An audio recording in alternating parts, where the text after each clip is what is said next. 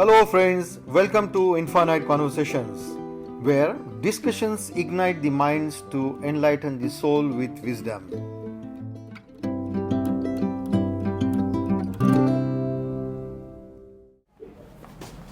Hello, namaste. How are you all? Today we are at Fremantle. And you know what is the reason we are here for? It's a very special reason. We are meeting two very brave women from India. Indian Navy sailing vessel Tarini is on a global circumnavigation expedition called Navika Sagar Parikrama 2, and we have two sailors with us, Lieutenant Commander Rupa and Lieutenant Commander Dilna. Now this brave step they have taken to travel all over the world, starting from Goa, that's on 2nd October, they are receiving a lot of praise and recognition. I would like to extend my welcome to our guests in my gallery today and wish the Lieutenant Commanders all of the very best and fair wind for your travels around the globe. I rise today to inform the House that on Saturday the 9th of November 2024, the Indian naval sailing vessel Tarini, commanded by Lieutenant Commanders Dilna and Rupa, docked in Fremantle, the first step on a circumnavigation of the globe. Yesterday, President, with you, I hosted the Lieutenant Commanders Dilna and Rupa, the Indian Consul General, Mr Amarjeet Singh Taki, senior Indian Navy officials and consular officials for a morning tea here at Parliament House to hear about their journey. And President, they join us in the President's Gallery today. During the 8-month voyage, the crew will make further stops before returning to India around May 2025. Throughout their journey, Lieutenant Commanders Dilna and Rupa will also be undertaking scientific work, recording what they observe while at sea. Lieutenant Commanders Dilna and Rupa are true trailblazers, and their circumnavigation will no doubt inspire many girls and young women to consider roles in the Indian Navy. I want to congratulate them on their significant undertaking and wish them all the best for the rest of their journey. Can I also acknowledge the Indian Consul General for facilitating this visit and for his excellent work in fostering the cooperation between our state and his great nation.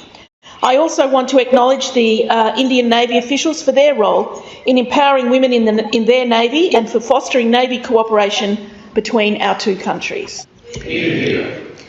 So let us have chat and let us know more about their journey and get inspired by them. So Rupa and Dilna, welcome. Thank you for your time. Please tell us something about your journey, and I have a few questions for you. I know you already have been quite bombarded with a lot of questions, but hopefully I'm not going to repeat. The first question I will ask you, what inspired you to embark on a sea sailing adventure? So sailing is a challenging sport. Right. We should have a lot of courage and fitness to do the sailing sport. Right. So I always want to do things which challenges me, right. And this helps in pushing my limits. This keeps me moving ahead, and this makes me happy. So very good. That's why I'm continuing. Was like sea your passion? I have not sailed before. Before I started training for the circumnavigation, I started sailing 3 years ago. You're right. So before that, I never sailed. Right. But once I started sailing, it became my passion. Okay. And I couldn't just stop it. Right. Okay. Actually, sea and water is actually my fear. So I don't think now it's time for me to start and really get into it. But definitely, my best wishes are always going to be someone like you guys, who take this brave step. Even I was scared of water when I was a kid. Right. I overcome it. Very good. So, okay, my next question to Rupa, to you. What challenges you have faced as a woman in a typically male-dominated field like sailing? So sailing as a sport, generally it's male dominated because there are more men who are sailing, but right now in India, if you see in the Navy, it's been open for all women, and Navy is promoting more women to do sailing. Right. And if you see all of the circumnavigators who are in India, out of who have done it, out of 6 out of 8, 6 are women who did it last time. So Right. that's how it is. And coming to the challenges, what I faced, it's like what any woman would face in any aspect of life. That was also into what I faced during in this sport. There are how you navigate the social challenges where there are some expectations, social expectations out of you, where they want women to do that in a particular time of life. And I had faced those challenges also, but then when you have a passion or a dream, you need to like look forward for that and then overcome all the societal pressure. That's right. Because I personally feel that we don't need to empower our women, they already are empowered. What they need is more opportunity and more courage, and coming out of this, you can say, paradigm, where women cannot do anything. They can do anything they want, and that's what you are doing now. We are so proud of you. So my next question to you, how do you stay safe and prepared while sailing on this open sea? So in a voyage, it's very important that you prepare your boat on the land first. Right. 60 to 70% of your preparedness goes when you are in land. Right. If you are not prepared in the land, you will have a tough time at sea. Yeah. So that part we have already done with the guidance of our mentor, Commander Abhilash Tommy. Also in Goa, we have prepared our boat. We have done a major refit of the boat. All these preparations were done. And at sea, once we started sailing, then we have different weather conditions. So whenever we step out of the boat, step out of the cockpit, then we use our life jacket. We use tether to go ahead to do the reefing, unreefing, or any work we have to do. We always be hooked on. So we never take it lightly. That's the most that's right. safest measure we Right. take. And we have equipments on board. Even if you are having any emergency situations, you have equipments on board and to inform the agencies if you are in trouble.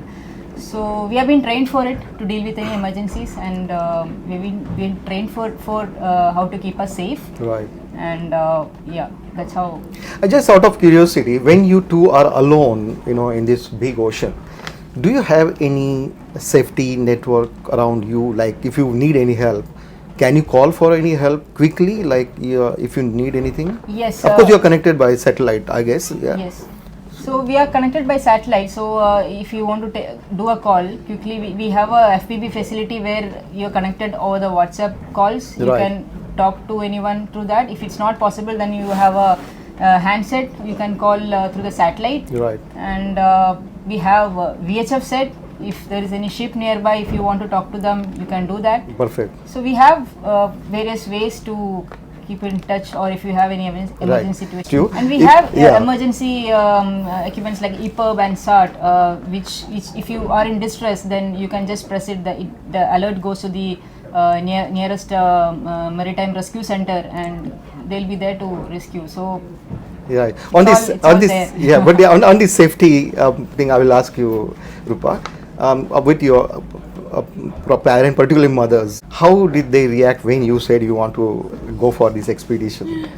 To be honest, I think my mom didn't speak to me, or we both didn't speak to each other for some time. Right. Because she was really angry at me because I told her that I have decided to go for this. Right. She asked me if you're like, okay, why are you doing this and all that.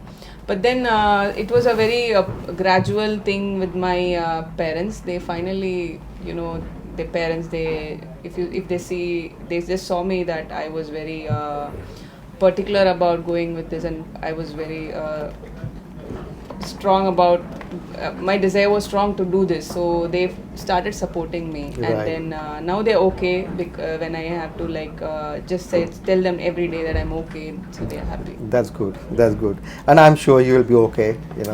And the way I can see the enthusiasm, energy, and of course everybody's blessings are there. Community has really appreciated them. Come from, like, I think in Perth particularly, all Indian community also came and supported them. Today we had a function at Consulate General office. So everybody's blessings are anyway there with you, and we look forward to the day you reach Goa. So coming to the next one, Rupa, I'll come back to you again. What has been the most rewarding part of your sailing journey so far? Of course, I know you said you are doing it for happiness, it's for passion. Of course, like when we do something and when we achieve, the success, we are always happy. But beyond that, what you think? But there's something like it has changed your perspective, or you think that, oh, this is what I'm gaining out of it. So the most rewarding experience is connecting with the nature while you're out in the ocean. Your perspective changes. We all, like, when you look at the ocean, you'll see it from the land.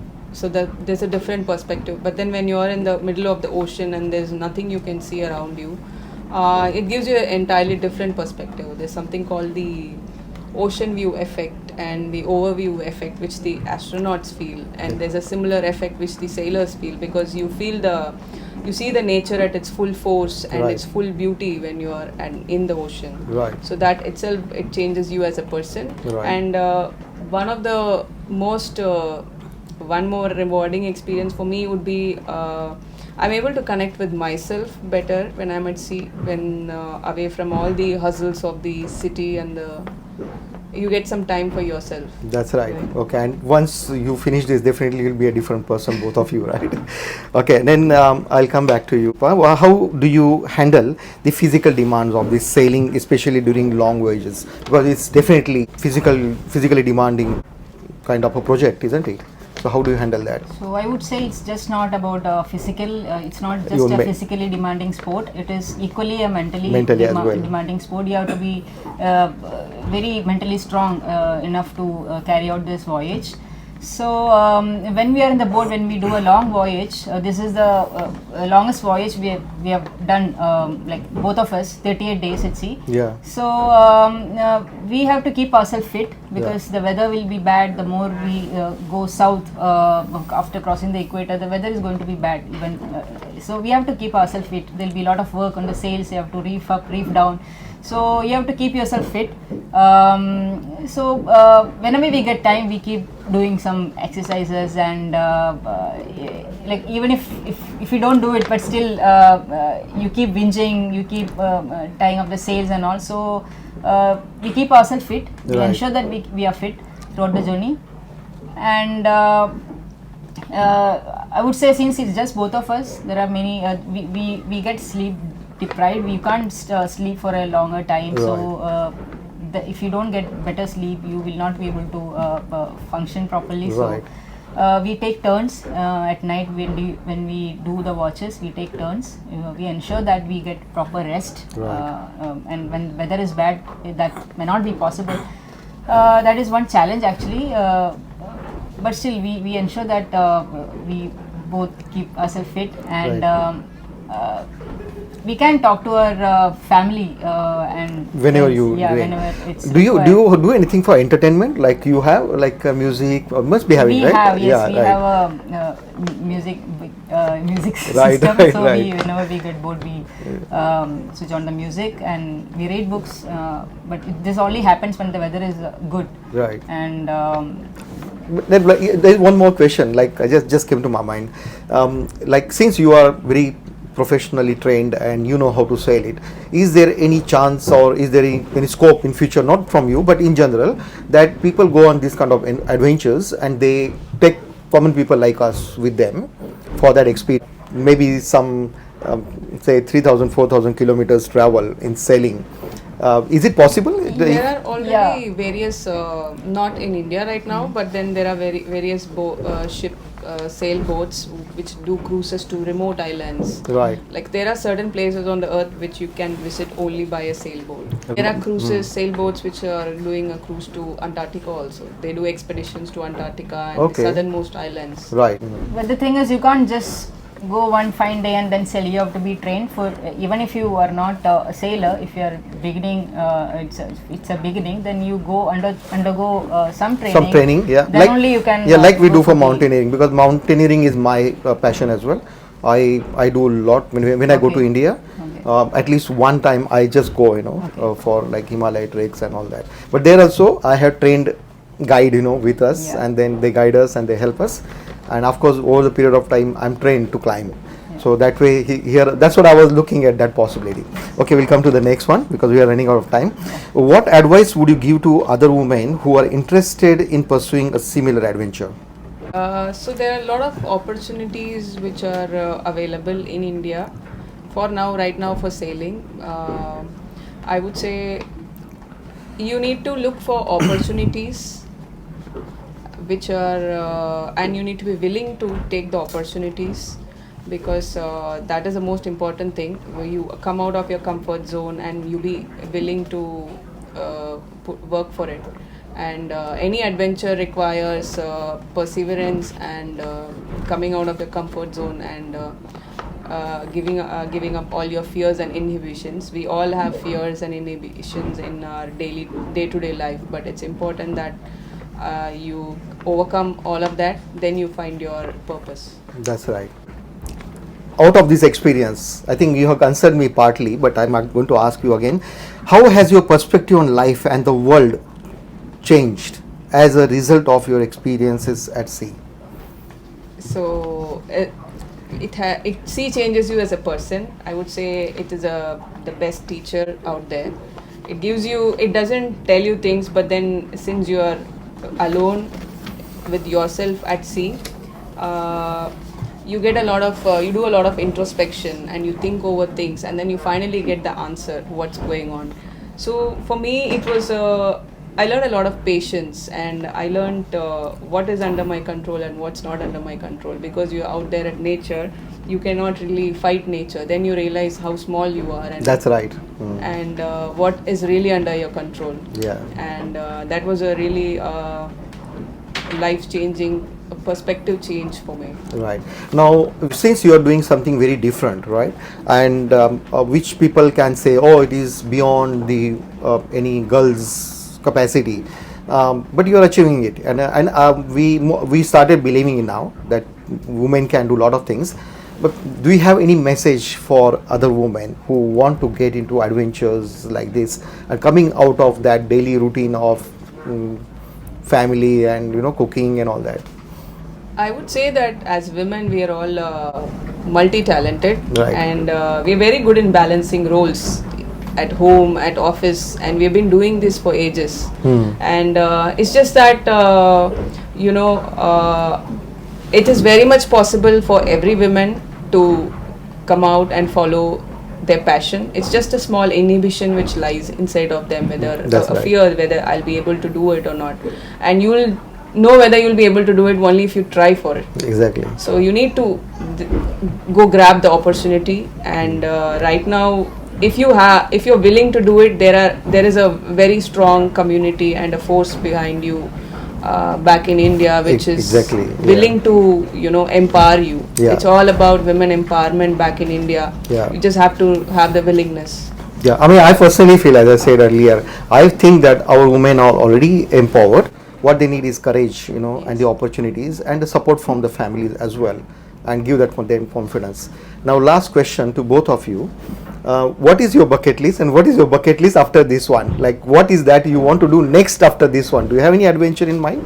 Yeah, we have already started discussing about it. Very good. In this journey we were discussing. If you don't want to disclose, don't tell, but if you... No, the first and foremost thing will be like just completing the this expedition successfully. Yeah. Without any injury or without any damage to the boat. Right. That's the primary thing. And secondly, once we are back, then there are a lot of opportunities in sailing. Yeah. So we might continue sailing, or I might go for a solo trip. Right. Okay. And spend time with the family. And what about you, Rupa? My bucket list would be, like I said, there are certain places on earth which you can visit only by a sailboat. So right. I would want to visit those remotest places on earth by a sailboat. I plan something to take common people like us, I train them first, and they can also try that one, right? Okay, now definitely we have all the blessings, all the best wishes with both of you, and may Lord Ganesh give you all the blessings and make your journey safe, because there are so many blessings are there with you. So wish you all the best, Thank you, safe journey, and we look forward to hearing from you from Goa. Okay, all the best. Thank you so all the much. best. Thank you. Thank you very much. Thank you.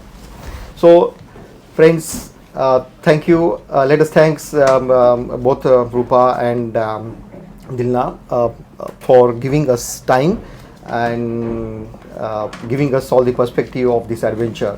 So let us wish them good luck and keep praying for them so that they can complete their journey safely. Thank you so much.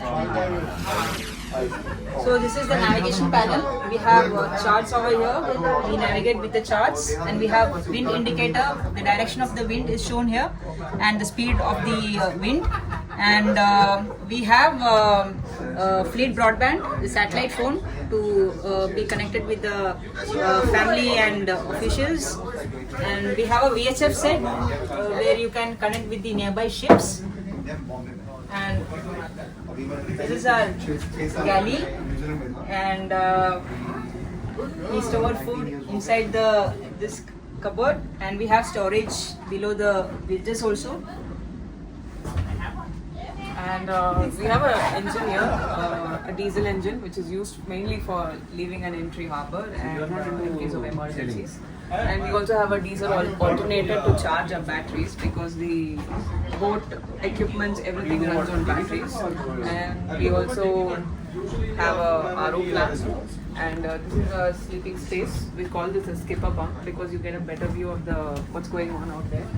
And we have extra bunks, and other extra bunks we've used as storage spaces. This is the working table where you have the vice and tools and some charts which we've kept. And this is the sail loft where we keep our spare ropes and spare sails. And this is a place where we keep our fenders, ropes and all. And we have a collision bulkhead ahead. Yeah. कदम बढ़ाए जा, खुशी के गीत गाए जा, ये जिंदगी है कौम की, तो कौम पे लुटाए जा। कदम कदम बढ़ाए जा, खुशी के गीत गाए जा, ये जिंदगी